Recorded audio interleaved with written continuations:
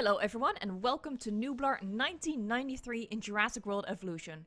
The Return to Jurassic Park DLC added 2 new maps to the game, so I need to do 2 new 5 tips videos starting with this map. It's the biggest map we have in the game at the moment, so if you're struggling to fill this space with a new and original park design, these tips are for you and I hope my park will inspire you for your own build. If you like this park and you like this video, please help me out by giving it a thumbs up. The YouTube algorithm really loves that big old thumb. Can't get enough thumbs. And if you're new to the channel, I have an entire playlist with 5 tips videos for every map in the game, so you can check those out after this one.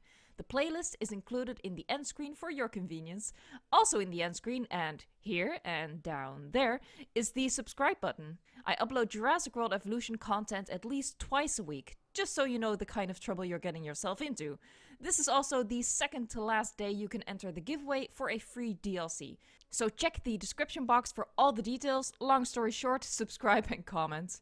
Alright, with all of that obnoxious YouTube stuff out of the way, let's actually get to the tips so you can start building on Nublar 1993.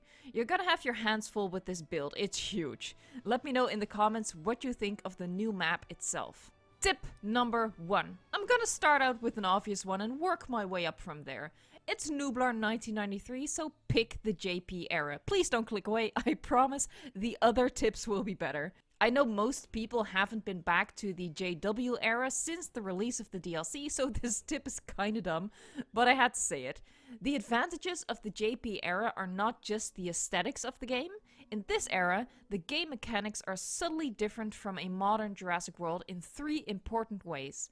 The first being that there is no such thing as transport rating, which really frees up possibilities for your park layout, and the second being that you get far fewer guests in a Jurassic Park. This park is at a little over 1,000 guests, even though the dinosaur rating is over twice the target rating for this map.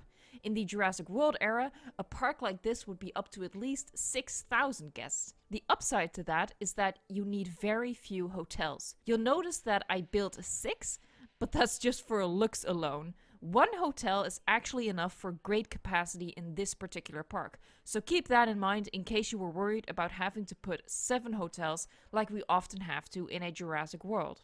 Now, if you're paying attention, you're asking yourself, she said there are 3 differences, but she only mentioned 2 so far. Where's the third? Well, the third difference is actually both a negative and a positive, depending on how you look at it. In the JP era, you have far fewer buildings at your disposal. You could consider this a plus if you prefer using most of your space for exhibits anyway, but if you know me and if you're a park builder like me, you'll see that it can be a bit of a downside. After all, it's easier to beautify a park through guest areas. Having a lot of buildings just opens up more design possibilities than big paddocks. So that is why I have tip number 2. Make a big central path design and add the exhibits around it. Nublar 1993, especially in the JP era, is the perfect map for this. It's a large, roughly circular map that lends itself best of all the maps to a central design. Because you don't have a lot of buildings, it's the opportune time to let the pathwork shine. And like I said before, there is no transport rating, so no matter how big you make it, people are not going to complain about the trek from point A to point B. I went with this over-the-top enormous compass design, including path markers with north, west, south and east. At first I was a little disappointed by the path color options in the JP era, but now that I've worked with them, I actually like them better than the Jurassic World pathing. I never really cared for just how pink the fancy path is anyway. These 3 path colors look really gorgeous and natural together, and I've also loved mixing them up in my Sorna 1993 sandbox that I'm working on right now. If you're curious about how I made this massive path design, I will upload a speed build video with some tips and tricks so you can recreate something like this if you want. If you're not a subscriber yet, subscribe now and ring the bell so you won't miss out on that video. Tip number 3. A big map like this is the perfect time to play around with introducing multiple biomes into your park while still having them look fairly natural.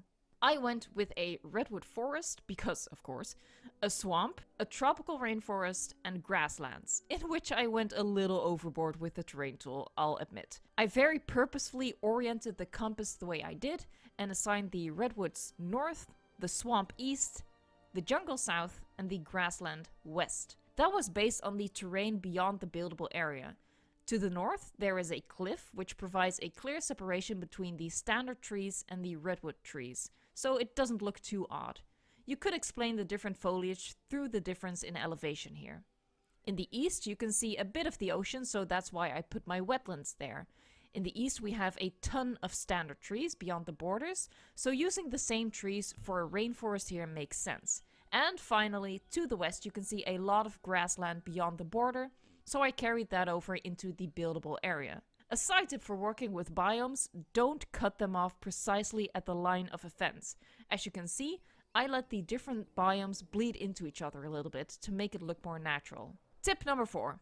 Even though in Sandbox you can turn off vehicle aggression, which sounds kind of weird, like the cars are getting mad, but anyway, you can switch that off and have your Ford Explorers go through your T-Rex paddock without a hitch. Well, that's kind of cool, and I wasn't really on board with the idea of not going into exhibits with the tours before this update. I actually really like how it looks when you let the tour go by the fences of a paddock with the dangerous carnivores instead of going into them. It just makes more sense that the cars wouldn't be allowed into those dangerous enclosures. So that's my tip. Add smaller carnivore enclosures into a big herbivore enclosure, and then let the tour go into the herbivore enclosure but only drive past the carnivore enclosure. I really enjoy how this idea turned out. As you can see, any given biome is just one big paddock lined with electrified fence and populated by herbivores, and then inside there are light cable fences separating the carnivores from each other and from the guests. Finally, tip number 5. Just recreate the original Jurassic Park. I know it's a bit of a cop-out, but I needed to get a total of 5, and I didn't want to split up any of the previous tips. Besides, I gotta milk my own Jurassic Park rebuild for all it's worth, right? Seriously though, due to the size and shape, Nublar 1993 is the ideal map for rebuilding the park from the movie. You're still going to have to make some compromises in your layout, but this map is the best at making it accurate. What I did was I started with the layout of the fences from the movie, making them as big as possible.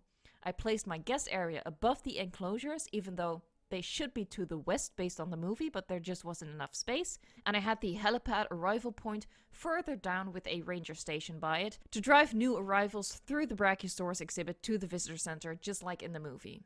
If you want to check out that park build, I have a real-time and a speed build version up on my channel, as well as a completed tour in the spirit of the original movie. I hope I managed to provide you with some inspiration for your own park build on Nublar 1993. If you have any building suggestions for me or for other viewers, please share them in the comments. I'd love to check them out, and I'm sure other people looking for inspiration would really appreciate it as well. Check out my channel for more park building videos, and stay tuned for a how-to on this compass path design. Thank you so much for watching, and until next time, enjoy the game.